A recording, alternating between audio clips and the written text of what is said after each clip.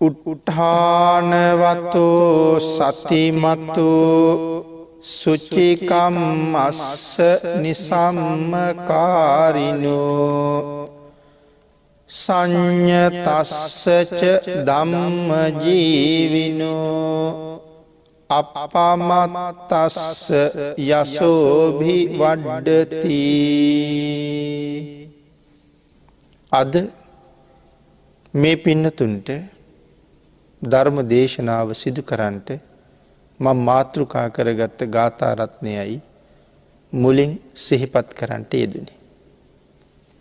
ධම්මපද පාළියේ සඳහන් වන මේ ගාථා රත්නය අපේ බුදුරජාණන් වහන්සේ දේශනා කොට වදාළේ ඊටා විශේෂ කාරණාවක් පදනම් කරගෙන. විශේෂයෙන් ഘോഷක සිටුතුමා මුල් කරගෙන තමයි මේ ගාථා රත්නය දේශනා කොට වදාළේ. අපි එහෙමනම් ටිකක් කරුණු කාරණා සාකච්ඡා කරමු. කවුද මේ ഘോഷක සිටු කියලා කියන්නේ? අපේ බුදුරජාණන් වහන්සේ වැඩ හිටපු කාලේ මේ රජගහ නුවර එක රෝගයක් ඇති වුණා, අහිවාතක කියලා.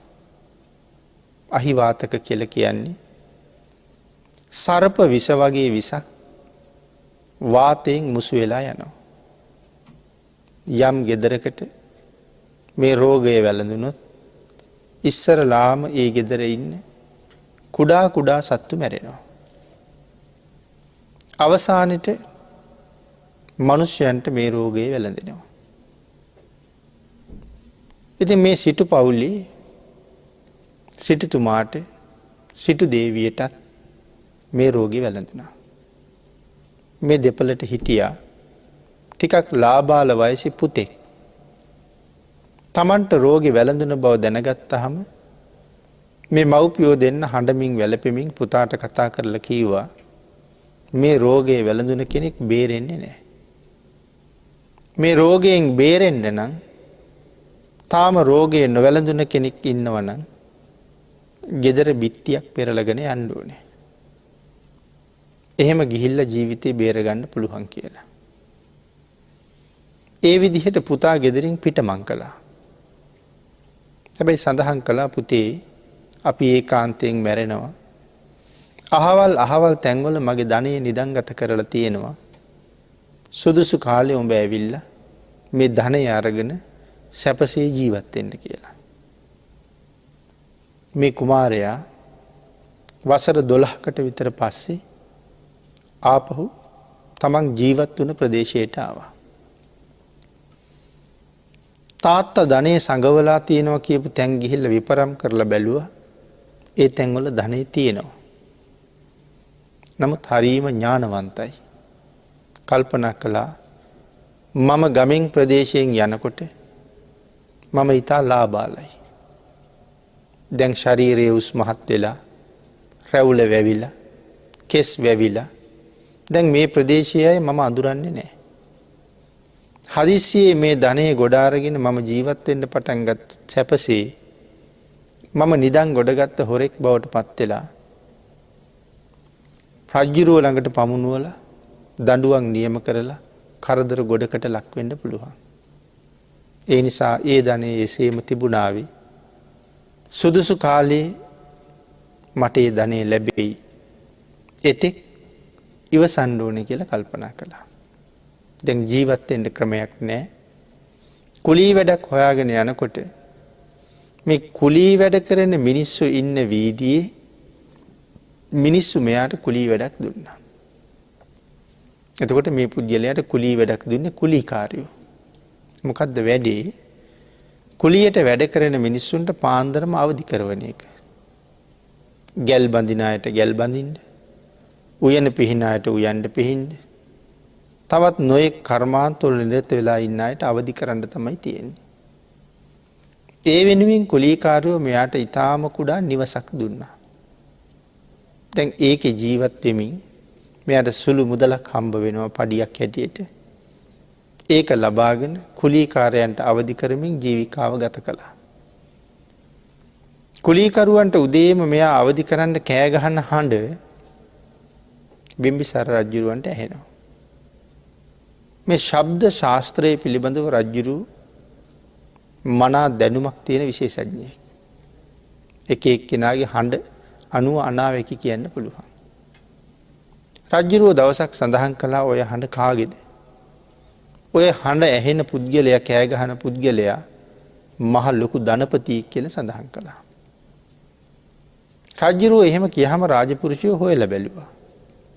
බලහම මේ කුලී වැඩ කරන මිනිස්සුන්ට අවදි කරන කෙනා. රජ්ජුරුවන්ට සඳහන් කළා ස්වාමීනි මොන ධනපතියෙක්ද. ඔහු කුලීකරුවන්ගෙත් කුලීකරුවෙක් කියලා. රජ්ජුරුවන් නිශ්ශබ්ද වුණා. පස්සෙත් දින දෙක තුනක්ම රජ්ජුරුව මේ කතාව කීවා. ඔය මහ ධනපතියෙකුගේ හඬක් කියලා. රජමැදුරේ කාන්තාවක් කල්පනා කළා ඒක මං විමසන්න ඕනේ. එහෙම කියලා රජ්ජුරුවන්ගෙන් දහසක් මුදල් ඉල්ල ගත්තා. තමන්ගේ දුවත් ලෑස්ති කරගෙන කුලීකරුවන්ගේ වීදියට ගියා. කුලීකරුවන්ට කිව්වා අපි බොහෝම දුර ඉඳලා එන්නේ. දැන් හරි වෙහෙසයි. දින ගණනක් මග ගෙවාගෙන එනවා. අපිට නවාතැනක් දෙන්න බෑද කියලා. ඒ මිනිස්සු කිව්වා අපේ ගෙවලුත් බොහොම පුංචි ගෙවල්. මේ ගෙවල් වල 7-8 දෙනා ඉන්නවා. තව කෙනෙකුට ඉඩක් දෙන්න කොහොමත් බෑ කියලා. අර කුම්භඝෝෂකගේ නිවස පෙන්නලා කිව්වා අර ගෙදර නම් ඉන්නේ එක්කෙනයි. තව දෙතුන් දෙනෙකුට ඉන්න බැරි කමක් නෑ එහි. එහාට ගිහින් කතා කළාම කිසි කැමැත්තක් නම් දැක්ුවේ නෑ. හැබැයි මේ දෙන්න බලෙන්ම වගේ නතර වුණා. නතර වෙලා පහුවදා කුම්භඝෝෂක කුලීකරුවන්ට අවදි කරන්න ගියා. මේ කාන්තාව ඔහුට කතා කරලා කියනවා පුතේ උයන්ඩ පිහන්ඩ මොනෝ හරි තියෙනවා නම් දෙන්න අපි උයලා පිහලා තියන්නම් කියලා. ඒකට කැමති වුණෙත් නෑ. නමුත් බලෙන්ම ඇවටිලි කරලා හාල් 3-5 ඉල්ලගත්තා. කුලීකරුවන්ට අවදි කරලා ඔහුත් වැඩවල නිරත වුණාට පස්සේ ඔහු දුන්න 3-5 ටික පසෙක තියලා කාන්තාව වෙළඳපොළට ගිහිල්ලා අලුත් වළං අරගෙන වෙනත් රසවත් ආහාර පිළියෙල කරන්න අවශ්‍ය බඩු බාහිරාදියත් අරගෙන ගෙදර ඇවිල්ලා රජ්ජුරුවන්ට කෑම හදනවා වගේ ප්‍රණීත ආහාර වේලක් හැදුවා. ඒ ආහාර වළඳලා අර පුජ්‍යලයටත් ලොකු සතුටක්. මෙහෙම රසවත් ආහාර ලැබිලා තිබුණෙත් නැහැ. හැබැයි ඒ බව අරගොල්ලන්ට පෙන්වෙත් නැහැ. නමුත් කාන්තාව නැවත සඳහන් කළා පුතේ දින ගණනක්ම වෙහෙසිලා නිසා අපි තව දවස් දෙකක් ඉඳලා යන්නම් කියලා. මේ වෙලාවේ ලොකු අකමැත්තක් නැහැ. මොකද හොඳ කෑම වේලක් ලැබෙන නිසා. එහෙම දවස් කීපයක් කාලෙ ගෙවුණා. අර කාන්තාව එක දවසක් මොහු නිදාගන්න අර පැරණි බූරු ඇඳන්. එහෙම නැත්නම් ලණු වලින් වියලා තියෙන ඇඳේ ලණු දෙක තුන කපනවා. කුම්භඝෝෂක හැන්දෑවේ නිින්දට වැටුනහම අරකේ වැල් කැඩෙනවා. එතකොට බනිනකොට කියනවා මේ ගමේ ළමයි ඇවිල්ලා දවල් 30ෙම ඔය ඇඳි. ඉතින් ඒ ළමයි තමයි ඔය වැල් කඩලා තියෙන්නේ. ආපහු ගැට ගහලා දෙනවා. මෙහෙම දිනක් දෙකක් යනකොට ඒ වැල් ටික හොඳටම කැපුවා. එදා ඇඳේ ඉඳ ගන්නකොටම වැල් ටික කඩාගෙන බිම වැටුණා. ඒ වැටෙනකොට දන හිස් දෙක මූණේ එනුණා. එදා නම් හොඳටම කේන්ති. නිදා ගන්න තැනක් ඇත්තෙම නෑ. ආයේ ගැට ගහන්න පුළුවන් කමකුත් නෑ. ඒ වෙලාවේ ඇය සඳහන් කළා පුතේ මේ රෑ මොනවා කරන්නද? ඇගේ දුවට කතා කරලා කිව්වා දුවේ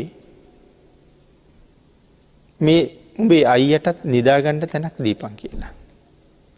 ඇය ඇගේ පැදුරෙන් ඉඩක් ඔහුටත් දුන්නා. ඔවුන් අතර රාත්‍රියේ කාම සම්භෝගයක් ඇති වුණා. පහුවදා ඇය අඬන නිසා කරුණ විමසුවහම ඇය කාරණාව කීවා. අම්මා කියනවා කමක් නැහැ. උඹටත් විවාහ ජීවිතයක් තියෙන්න ඉපෙයි. එහෙනම් උඹලා දෙන්න විවාහ වෙන්නilla. විවාහ කරවලත් ටික දවසක් ගියා. අර කාන්තාව රජ්ජුරුවන්ට පණිවිඩයක් ඇරියා මහරජය. කුලීකරුවන්ගේ වීදියේ උත්සව කරන්න නියෝග කරන්න කියලා. රජ්ජුරුවෝ ඒ විදිහට නියෝග පැනෙව්වා. කුම්භඝෝෂක ගෙදර ආවම කිව්වා පුතේ රජ්ජුරුවෝ කුලීකරුවන්ගේ වීදියේ උත්සව පවත්වන්න කියලා. දැන් මුදල් ටිකක් ඕනේ. ඔහු කිව්වා මොන මුදල්ද? මොන උත්සවද?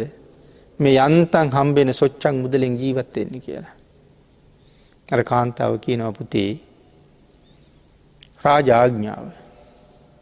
නායකට අරන් හරි උත්සවය කරන්න ඕනේ.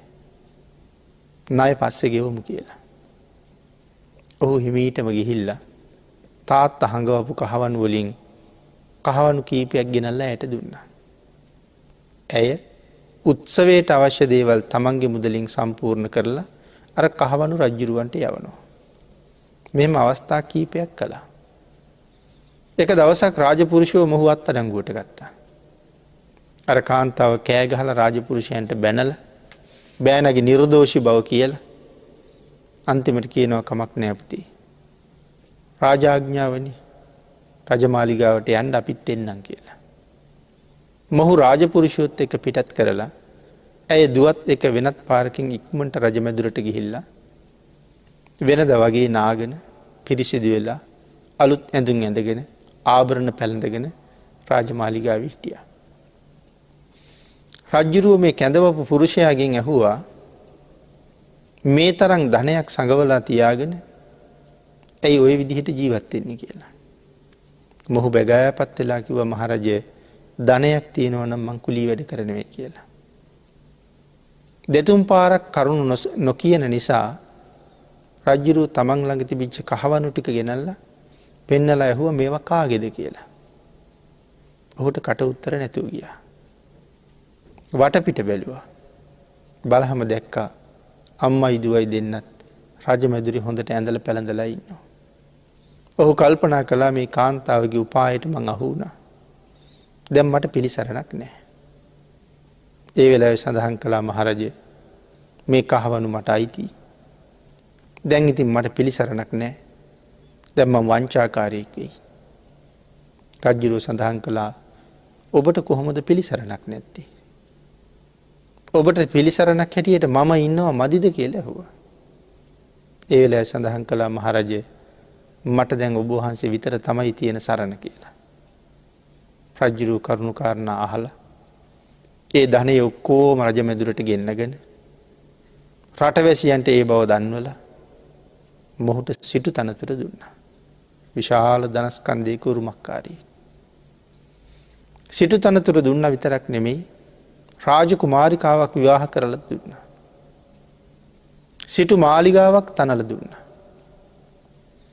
එක දවසක් බිම්බිසාර රජුරු භාග්‍යතුන් වහන්සේ මුණ ගැහෙන්න යන වෙලාවේ මේ පුද්ගලයාත් එක්කරගෙන ගිහිල්ලා බුදුරජාණන් වහන්සේ මුණ ගැස්සවලා මොහුගේ ගුණය භාග්‍යතුන් වහන්සේට ප්‍රකාශ කළා.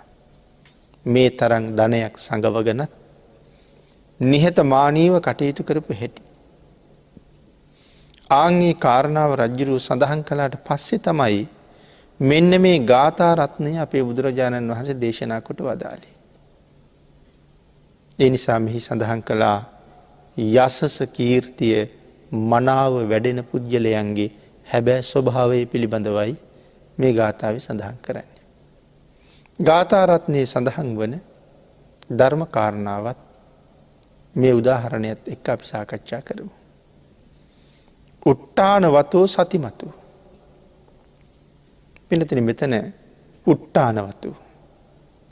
යසස ලබන්න නම් කීර්තිය ප්‍රශංසාව ලබන්න නම් ලබාගත් ජීවිතයේ ජයග්‍රහණය කරන්න නම් ඒ ජීවිතයට උතුම් සාධාරණයක් ඉෂ්ට කරන්න නම් මේ ගතිගුණ ටික අපි ගාව තියෙන්න ඕනේ.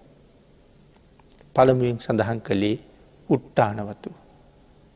උත්සාහ සම්පත්තිය තියෙන්න ඕනේ. උත්සාහයක් නැති කිසි කෙනෙක් මේ ලෝකේ ලෞකික වශයෙන්වත් ලෝකෝත්තර වශයෙන්වත් දියුණුවක් ලැබුවේ නැහැ. ලෞකික ලෝකෝත්තර දෙපාර්ශ්වයේම දියුණුවක් ලැබුවා නම් ඒ ඊතා වීර්යවන්ත පුජ්‍යලෙක්. ඒ ඊතා උත්සාහවන්ත පුජ්‍යලෙක්.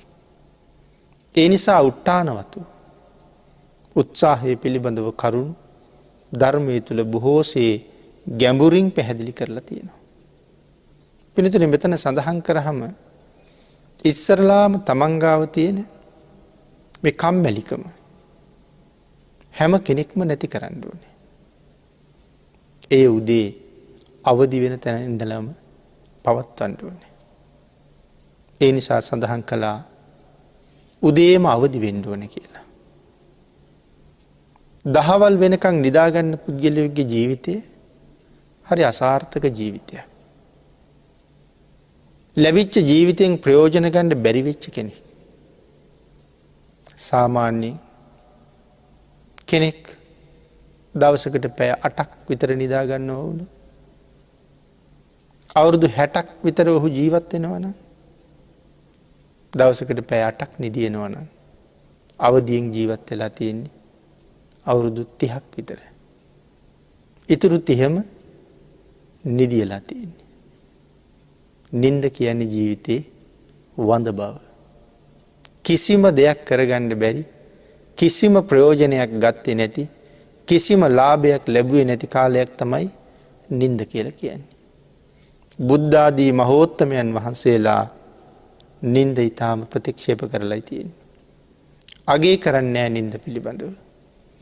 මේ ජීවිතේ හම්බුනේ ඊටාම කලාතුරකින්. මනුස්ස ජීවිතයක වටිනකම, මනුස්ස ජීවිතයක් ලබන්න තියෙන අපහසුකම මනාව දැනගත්ත පුද්ගලයා මේ කෙටි ජීවිතය නින්දට බාර දෙන්නේ නැහැ කියන බවයි සඳහන් කරන්න ඕනේ. මේ අවස්ථාවත් අපිට ලැබුණේ හරියට මහ සැඩපහරක ගිලිලා යන පුද්ගලයෙක්. ඒ සැඩපහරෙන් බේරෙන්නමයි දඟලන්නේ. නමුත් සැඩපහරට අහු වුණ ඔහුට උඩට එන්න විදිහක් නැහැ. හදිසියෙම යන්තමට සැඩපහරෙන් උඩට හිස නගා ගන්න පුළුවන් වුණොත් ඔහු බේරෙන්න මොකක් හරි අල්ලගන්න තමයි වටපිට බලන්නේ. ඒ වෙනුවෙන්ම තමයි දඟලන්නේ නැවත ගිලෙන්න කලින්. සංසාරේ නැමැති සැඩපහරේ අපිත් ගහගෙන යනවා. අති දීර්ඝ කාලයක් තිස්සේ ගහගෙන යනවා. ඒ ගහගෙන යන සැඩපහරේ අපායවල වල ඉපදුනා. තිරිසන් ලෝකවල ඉපදුනා. අති දීර්ඝ ආයුෂ. නිරේ ඊටාම දීර්ඝ ආයුෂ. තිරිසන් ලෝකේ ඒ තරම් ආයුෂ දීර්ඝ නැති බව අපි දන්නවා. නමුත් පින්නතුනි තිරිසන් වෙලා ඉපදුණු ආය සුගතිගාමී ජීවිතයක් ලබනවා කියන එක පහසු නෑ. පින් කරන තිරිසන්නු කොහෙවත් අපි දකින්නේ නෑ. හැම තිරිසනෙක්ම වගේ වැඩි වැඩියෙන් පවුම කරගන්නවා. ඒ නිසා නැවත නැවත දුක්ඛිත නිරයවල් වලම ගැලෙනවා. ඒ නිසා ඊටාම භයානකයි. പ്രേත ලෝකෙත් සමහරලාට අවුරුදු කෝටි ප්‍රකෝටි ගණන් අවශ්‍ය. කල්ප ගණන් දුක් විඳින പ്രേතයෝ ගැනත් සඳහන් වෙනවා. ඉතින් ඒ වාගේ සංසාරික තමයි අපි මේ ජීවත් වෙන්නේ. ආන්ගේ සසරින් ගොඩ යන්න නම් අපායේ ඉපදිලා පින් කරන්න බෑ. තිරිසන් වෙලා, പ്രേත වෙලා, අසුර වෙලා පින් කරන්න බෑ. කුසල් රැස් කරලා මේ සැඩපහරෙන් ගොඩට යනවා නම් ඒකට හොඳම තැන තමයි මනුස්ස ජීවිතය. එහෙනම් අපිට මේ හම්බෙලා තියෙන ජීවිතේ කොයිතරම් වටිනවද? ඒක එහෙමනම් මේ වගේ නිර්පරාදී තැන් තැන් වල ගෙවලා දාන්න, නින්දෙන් ගෙවලා දාන්න තියෙන ජීවිතයක් නෙමෙයි. අර සැඩපහරෙන් උඩට ආපු කෙනා බේරෙන්න අල්ලගන්න යමක් හොයනවා වගේ සතර අපායට නොයා සංසාරයෙන් එතර යන්න වීරිය වඩන්න තියෙන මේ අවස්ථාව. එහෙනම් උත්සාහ සම්පත්තිය තියෙන පුජ්‍යලයා එහෙම හිතලා වීරිය ඇති කරගෙන කටයුතු කරනවා. නින්දෙන් අවදි වුණ පුජ්‍යලයට අපි හැමෝම නිදිනවා. නමුත් නින්දෙන් අවදි වුණ කෙනාට භාග්‍යතුන් වහන්සේ දේශනා කළේ උදේ අවදි වුණාම අවදි වෙච්ච ගමන්ම ඉඳ ගන්න කියලා. අවදි වෙලා තව ටිකකින් නැගිටිනවා කියලා ආයෙත් එහෙම්මම හිටියොත් ආයෙත් පැයක් විතර නිින්ද යනවා. අපිට තේරෙන්නේ විනාඩි 5ක් 10ක් නිදාගත්තා වගේ. ඒ වුණාට වෙලාව බලහම පැයක් කමාරක් නිින්ද ගිහිල්ලා හැරිලා තියෙන්නේ. 5ට වැඩකට සූදානම් වෙච්ච කෙනා 4:00ට නැගිටිනවා. තව පැය භාගයක් තියෙනවනි කියලා ඇස් පියාගත්තොත් 5ට ඒ වැඩේට නැගිටින්න කොහොමවත් වෙන්නේ නැහැ. ආන් ඒක නිසා අවදි වුණ ගමම්ම ඉඳගන්න කියලා කියන්නේ. නිදිමත එනවනම් සක්මන් කරන්න කියලා කිව්වේ. එහෙම නිින්ද යටපත් කරගෙන කුසල් වඩන්න ලෞකික ලෝකෝත්තර දියුණුව වෙනුවෙන් කටයුතු කරන්න උත්සාහ කරන්න. උට්ටාන සම්පදා. සංසාරයෙන් එතර ගියපු මහරහතන් වහන්සේලා මොන තරම් වීර්ය වැඩුවද ඒ උතුම් තැනට එන්න. සතර අපායෙන් මිදුන සෝවාන් ආර්ය මාර්ගය වගේ ලබාගත් උත්තමයෝ ඒ උතුම් තැන්වලට එන්න මොන තරම් කැපකිරීම කළාද. ලෞතරා බුද්ධ රාජ්‍ය මුදුන්පත් කරගන්න මහබෝසතාණන් වහන්සේ කොයි තරම් කැපකිරීම කළාද. පිනතුනි ඒ වාගේ සසරින් මිදිලත් මේ නින්ද ඊටාම හීන දෙයක් හැටියට දැකපු මහෞත්තමයන් වහන්සේලා පිළිබඳව මේ ශාසනය සඳහන් වෙනවා. අපේ සැරියුත් මහරහතන් වහන්සේ වසර 40 ගණනක් සතපුනේ නෑ කියලා සඳහන් කරන්නේ. උන්වහන්සේට අවදියෙන් ඉඳලා තව සම්පූර්ණ කරගන්න දෙයක් තියෙනවද?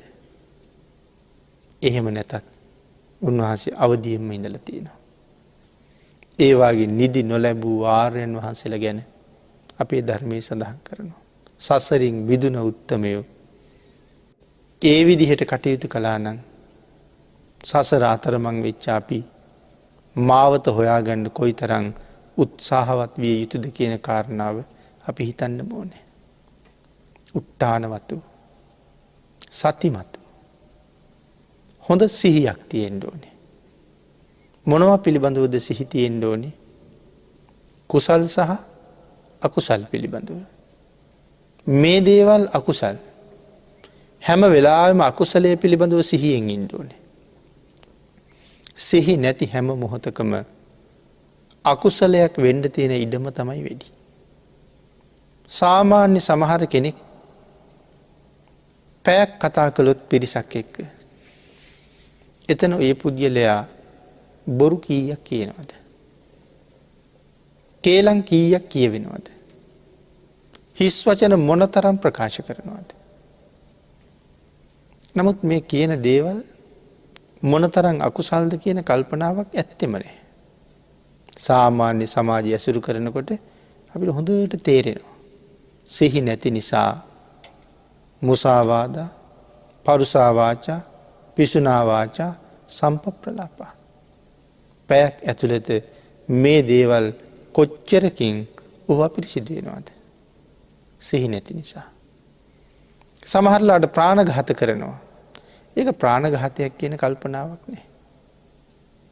සිහි නැති නිසා. මනාව සතිය පිහිටවාගෙන ජීවත් වෙන්න කියලා දේශනා කළේ ඒකයි. කුසල් අකුසල් පිළිබඳව හොඳ සිහියක් තියෙන්න ඕනේ. ඒකයි මෙතන සතිමතෝ කියලා කිව්වේ. සුචි කම්මස්ස නිසම්මකාරිනෝ. එහෙම සඳහන් කළේ මනාව නුවණින් විමසලා කටයුතු කරන්න ඕනේ. හැම වෙලාවෙම නුවණ මෙහෙवला තමන් කරන කටයුත්ත පිළිබඳව සිහියෙන් යෙදෙන්න ඕනේ කියන කාරණාව.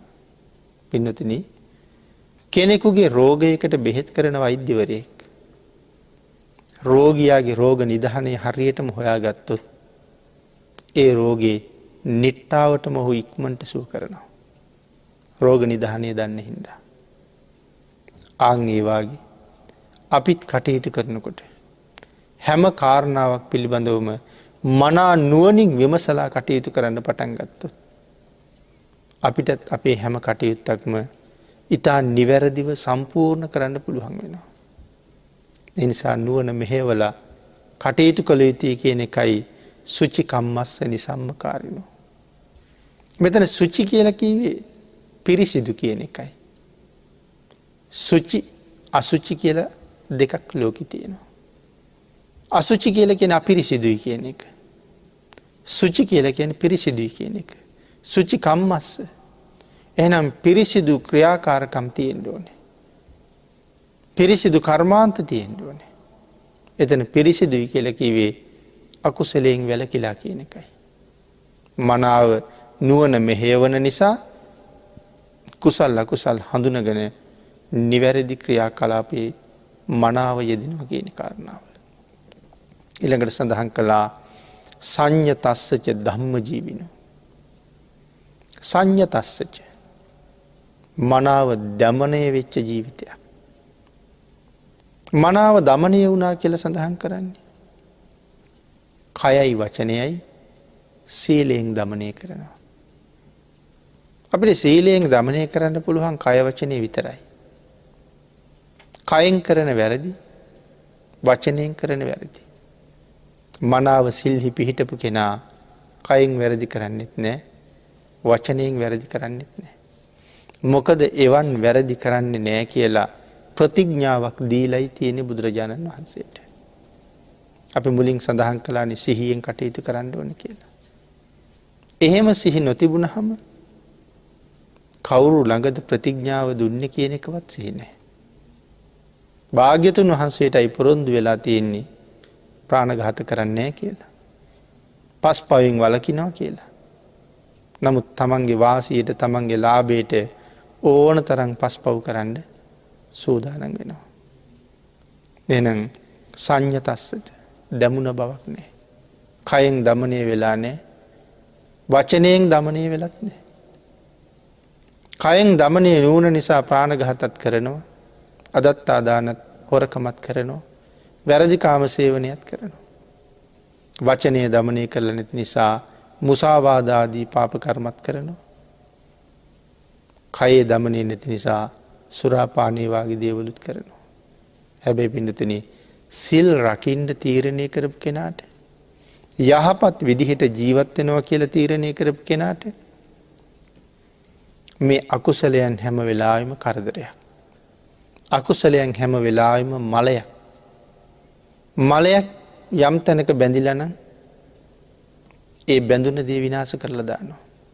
මලකඩ බැඳුන හම මලකඩ බැඳුන දේවල් ඉක්මට මලකඩ විසින් විනාශ කරනවා. එහෙනම් මේ සිහි නැති බව අපිටත් මලයක්න ඒ මලය අපිව විනාශ කරලා දානවා. ආං එහෙනම් ප්‍රාණඝාතයෙන් වලකින්ට නිරන්තරයෙන් උත්සාහ කරන කෙනාට ප්‍රාණඝාත වෙන්ඩ තියෙන අවස්ථා එළඹෙනකොට එක හරි කරදරයක් වෙනවා. අපි කියමු අපි දිවි හිමියෙන් ප්‍රාණඝාතයෙන් වලකින්ට පොරොන්දු වෙලා උත්සාහ කරලා සිල්පදේ ගරු කරගෙන ජීවත්වෙනවා. නිරන්තරයෙන් සමහරලාට අපි වැඩ කරන තැන්වලට කූඹිවාගේ සත්තු වෙනවා. මනාව සිහියෙන් ඉන්ඩ උත්සාහ කරන කෙන. සීලයේ මනාව රැකගණ්ඩ උත්සාහ කරන කෙනා ඒ අවස්ථාවට හරි අකමැති. මේ කූඹි එන එක නවත්ත ගණ්ඩ තමයි ඕනෙම. ඒ පුද්ගලයට. අනික් කෙනෙකුට ඒක බාධාවක් නෑ. රෙදි කැල්ලක් කරගෙන පිහල දාන්න පුළුවන්.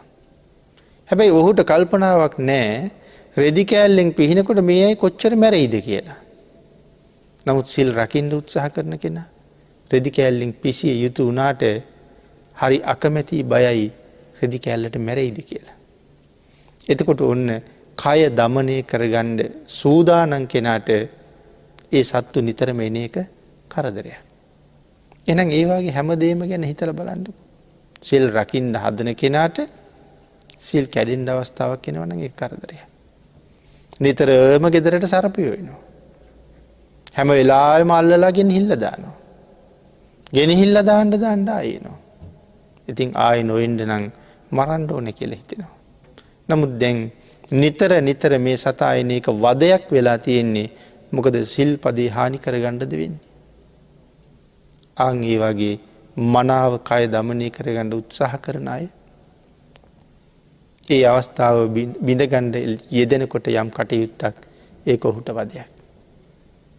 එනම් හොරකම ඒකත් එහෙමයි.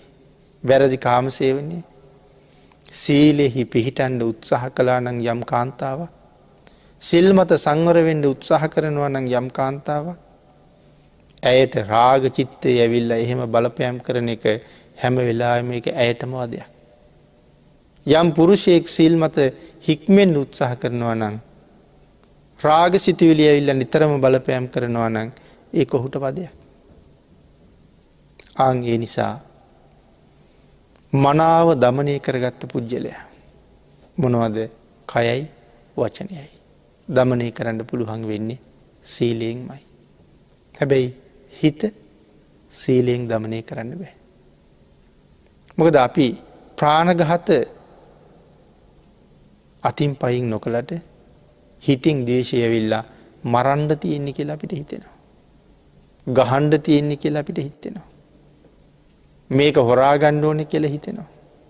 නමුත් හිතුණට හොරා ගන්නේ නැහැ. මොකද සිල්පදයක් තියෙන බව දන්නවා. කයයි වචනයයි දමනය වෙලා තියෙනවා. සිත දමනය වෙලා නැහැ. ඒ කියවේ හිත සීලයෙන් දමනය කරන්න බැරි නිසා. එහෙනම් සිත දමනය කරන්න පුළුවන් වෙන්නේ මොකෙන්ද? සිත දමනය කරන්න නම් භාවනාවක් අවශ්‍යමයි. එහෙනම් සිත දමනය වෙන්නේ සමාධියෙන්. කයයි වචනයයි සීලයෙන් දමනය වෙනවා. සිත සමාධියෙන් දමනය වෙනවා. සංයතස්සච ධම්ම ජීවිනෝ කියලා සඳහන් කළේ ඒකයි. අප්පමත්තස්ස යසෝ බිවඩ්ඩති. ඊළඟට අප්‍රමාදය. මොකද්ද මේ අප්‍රමාදය කියලා කියන්නේ? මේ ශාසනයේ ලොකුම පින්කම අප්‍රමාදය. සත්ව ලෝකයේ ජීවත් වෙන සියලුම සත්වයන්ට ශ්‍රේෂ්ඨයි බුදුරජාණන් වහන්සේ. හැම සතෙකුටම වඩා උතුම්. මිනිස්සුන්ට වඩා උතුම්. දෙවියන්ට වඩා උතුම්. බමුන්ට වඩා උතුම්.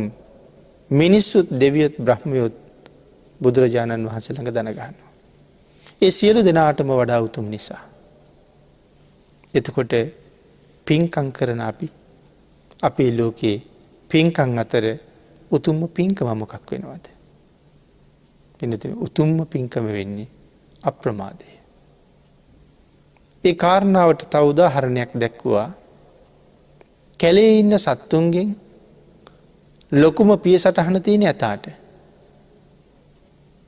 ඇතාගේ පිය සටහන ඇතුලේ අනික් හැම සතෙකුගේම පිය සටහන තියන්න පුළුවන්. ඇතාගේ පිය සටහන ඉක්මවා ගියපු වෙන පාද සලකුණක් තියෙන සතෙක් කැලේ අපි කොහෙවත් දකින්නේ නැහැ. එහෙනම් ඒකයි සඳහන් කළේ අප්‍රමාදය ලොකුම පින්කමයි. අපිට එතකොට හිතෙන්න පුළුවන් ධර්ම දානයේ ලොකු නැද්ද?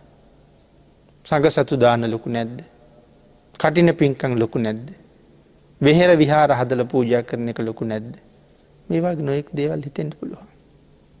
නමුත් ඒ දේවල් කරන්නත් අපි ගාව මොකද්ද තියෙන්න ඕනේ? අප්‍රමාදය. අප්‍රමාදී පුද්ගලයාට තමයි හැම පින්කමක්ම මුදුන්පත් කරගන්න පුළුවන් වෙන්නේ. ඒකයි අප්‍රමාදය සියලු පින්කම් අභිබෝලා ජය ගන්නවා කියලා සඳහන් කරන්නේ. ප්‍රමාදී පුද්ගලයෙක් මුළු සංසාරෙම ප්‍රමාදයි. අප්‍රමාදී පුද්ගලයා මේ සංසාරේ දිනනවමයි. ඒ නිසා සඳහන් කළා අප්පමත්තස්ස යසෝ බිවඩ්ඩති. යමෙක් අප්‍රමාදීව කටයුතු කරනවා නම් ඔහුගේ යසස මනාව වැඩෙනවා කියලා. මොකද්ද මෙතන යසස කියලා සඳහන් කළේ? පින්නතුනි, කීර්තිය, ප්‍රශංසාව මෙතන යසස කියලා සඳහන් කළා. ආන්ගේ යසස මනාව වැඩුණ පුජ්‍යලයා එලොව මෙලොව දෙකම දියුණුවට පත් කරගත්ත පුජ්‍යලයෙක්. ඒ නිසා මනාව උත්සාහයක් තියෙන්න ඕනේ. වීරිය තියෙන්න ඕනේ. සංයමය තියෙන්න ඕනේ. සිහිය තියෙන්න ඕනේ. සිල්වත් බව තියෙන්න ඕනේ. යමෙක් මනාව සිල්වත් නම් ඒ පුද්ගලයා මේ ලෝකේ බොහොම වේගෙන් දියුණු වෙන බව ධර්මයේ සඳහන් කරනවා. දියුණුවේ මූලික සාධකය තමයි සීලය. යමෙක් බලාපොරොත්තු වෙනවා නම් දියුණුවේ ඉහළටම යන්න, හිණිපෙත්තටම යන්න, ඔහු ශක්තිමත් කරන මූලික අඩිතාලම මොකද්ද? මූලික අඩිතාලම තමයි සීලය. සිල්වත් වෙන්න වෙන්න ධනවත් වෙනවා. සිල්වත් වෙන්න වෙන්න යසස වැඩෙනවා. සිල්වත් වෙන්න වෙන්න පරිවාර සම්පත්තිය හම්බ වෙනවා. සිල්වත් වෙන්න වෙන්න කීර්තිය පැතිරෙනවා. මිනිස්සු අතර විතරද? මිනිස්සු අතරත් හරි කීර්තිමත්. මිනිස්සු හැමෝගෙම ප්‍රශංසා ලබනවා. ඒ වුණාට දෙවියෝ අතර අපි කොච්චර කීර්තිමත්ද කියලා සිල්වත් පුද්ගලයා දන්නේ නැහැ. නමුත් කවදා හරි මෙලොවින් චුත වෙලා යනකොට දැනගන්න ලැබෙනවා දෙවියෝ අපි ගැන මොනතරම් සතුටින් ඉඳලා තියෙනවද කියලා. අපි පිළිබඳව මොනතරම් ප්‍රශංසාවෙන් ඉඳලා තියෙනවද කියලා. මොකද සුගතියේ ගිහිල්ලා බොහෝ සැප විඳින්න පුළුවන්. නමුත් පින්වතුනි ධර්මය නොදන්නා සමාජයේ අය ධනවත් වෙන්න කල්පනා කළේ සිල් බිඳගෙන. සිල් කඩාගෙන ධනවත් වෙන ක්‍රමයක් හොයන්නේ. බුදුරජාණන් වහන්සේ දේශනා කළේ සිල් රැකගෙන ධනවත් වෙන ක්‍රමයක්. සිල් නැති නිසා මේ කාරණාව විශ්වාස නැති නිසා සමහර කෙනෙක් ධනවත් වෙන්න කුඩු විකුණනවා. ඉක්මනට ධනවත් වෙන්න පුළුවන්. තව කෙනෙක් තවත් නොයෙක් මත් වතුර වාගේ දේවල් විකුණනවා. තවත් කෙනෙක් මත්ද්‍රව්‍ය විකුණන්න පුළුවන් බලපත්‍ර සහිත බාර් එකක් වාගේ තැනක් හදා ගන්නවා. ඉක්මනට ධනවත් වෙන්න පුළුවන්. තව කෙනෙක් සත්ත්ව ගොවිපලක් දා ගන්නවා. මේ ඉක්මනට ධනවත් වෙන ක්‍රම. දැන් එතකොට මේ සිල් මත පිහිටලාද ධනවත් වෙන්න හදන්නේ? සීලයක් නැතුවමයි. නමුත් භාග්‍යතුන් වහන්සේ දේශනා කරනවා ශක්තිමත් ධනයක් ලබන්න නම් සිල්වත් වෙලා පටන් ගන්න කියලා. එතකොට අද හිතෙනවද භාග්‍යතුන් වහන්සේගේ ඒ දේශනාව නම් අදට ගැලපෙන්නේ නැති වෙති කියලා? මොකද හුඟක් ධනවත් අය දිහා බලහම අපිට පේන්නේ සිල්වත් අය ධනවත් වෙලා ඉන්න බවක් නම් නෙමෙයි වගේ.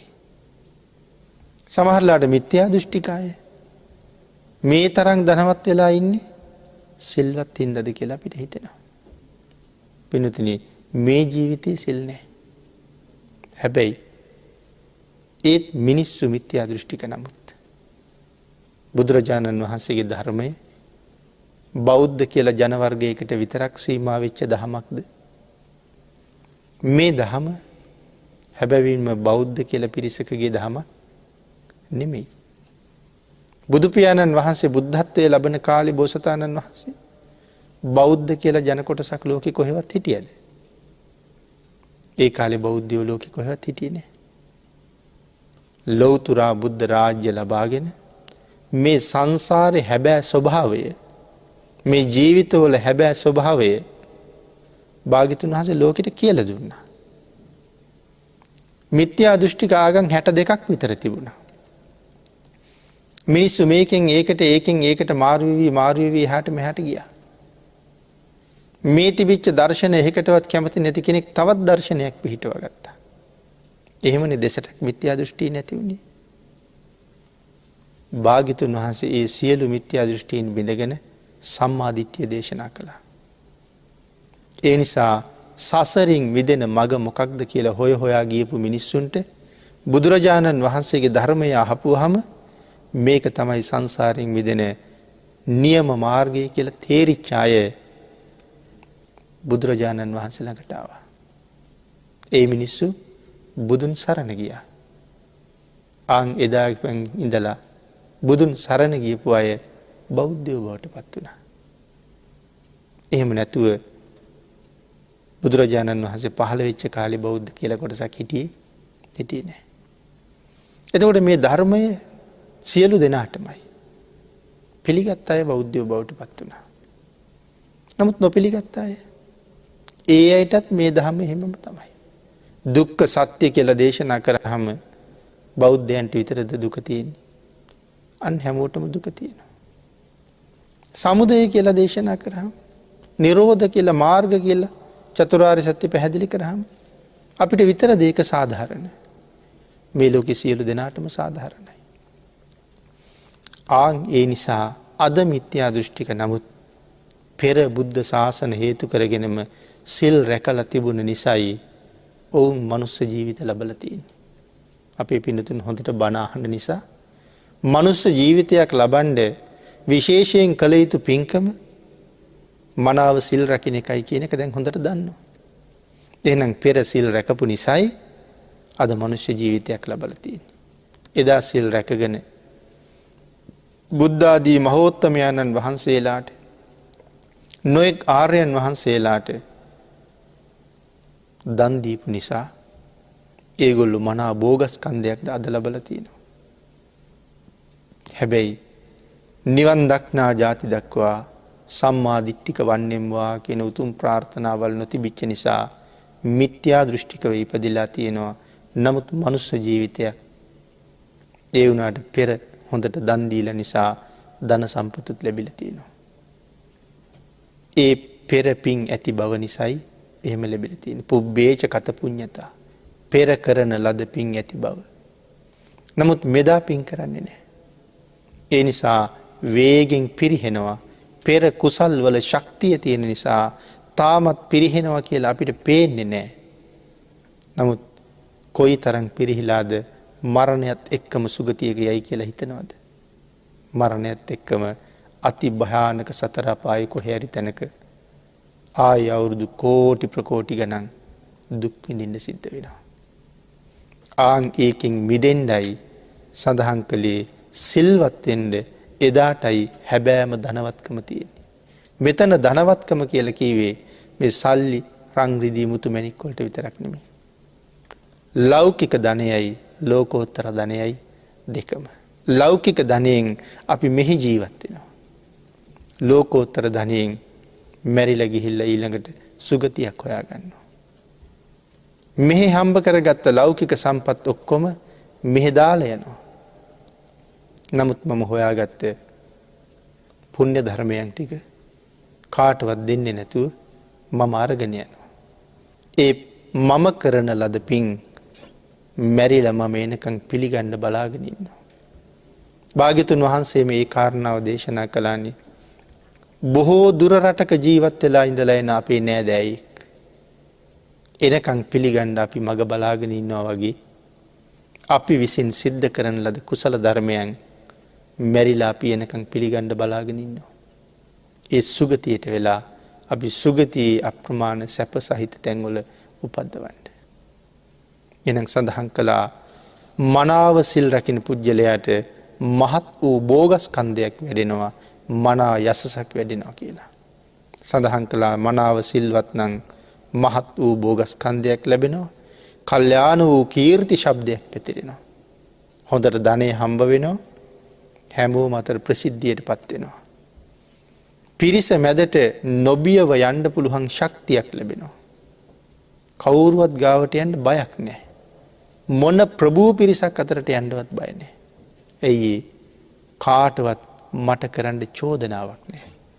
වැරදි පැත්තේ නැහැ, නිවැරදි පැත්තේ ඉන්න නිසා චෝදනා කරන්න කාටවත් බැරි හින්දා ඕන කෙනෙක් අතරට නිර්භයව යන්න මේ පුජ්‍යලයා ශක්තිමත් වෙනවා. සිහි මුලා වෙලා කලුරිය කරන්නේ නැහැ කියලා සඳහන් කරනවා. මනාව සිල් තිබ්බොත් මැරෙනකොට කිසි සිහි මුලාවක් නැති බවත් මරණින් මති සුගතිගාමී වන බව දේශනා කළා. එහෙමනම් ගාථා රත්නයේ සඳහන් කළේ යසස වැඩෙන පුජ්‍යලයා. එහෙනම් අපි මේ කරුණු සාකච්ඡා කළේ යසස වැඩෙන පුජ්‍යලයෙකුගේ ස්වභාවය මොකක්ද? උට්ටානවතෝ සතිමතු, උත්සාහ සම්පත්තිය තියෙනවා, මනා සිහියක් තියෙනවා. සංයතස්සත ධම්ම ජීවිනෝ, මනාව ධාර්මික ජීවිතයක් පවත්වන. සුචි කම්මස්ස නිසම්මකාරිනෝ, මනා නුවණින් කටයුතු කරනවා, පිරිසිදු අපිරිසිදු කුසල් අකුසල් හඳුනගෙන තියෙනවා. සංයතස්සත ධම්ම ජීවිනෝ, මනාව ධාර්මිකව දැමුණු ජීවිතයක් තියෙනවා. අපමත්තස්ස යසෝ බිවඩ්ඩති, ඔහුගේ යසස අප්‍රමාදීව වැඩෙනවා. මේ කරුණු ජීවිතයට එකතු කරගත්තාම අපේ යසසත් කීර්තියත් මෙලොව වැඩෙනවා, පරලොව සුගතියෙත් ඒ බව දන්නවා. මෙලොව පරලොව සුවපත් කරගෙන ප්‍රාර්ථනා කරන බෝධියෙන් අමා මහ නිවනින් සැනසීම ලබන්නත් මග මනාව පිළියෙල කරගන්න ශක්තිය ලැබෙනවා. එවන් මගක් සකස් කරගෙන ලබාගත් ශ්‍රේෂ්ඨ මනුෂ්‍ය ජීවිතයේ අර්ථය සම්පූර්ණ කරගන්න තුනුරුවන්ගේ අනන්ත ආශිර්වාදයෙන් ශක්තිය, ධෛර්යය, භාග්‍ය, වාසනාව උදා වේවා කියලා ප්‍රාර්ථනා කරමු.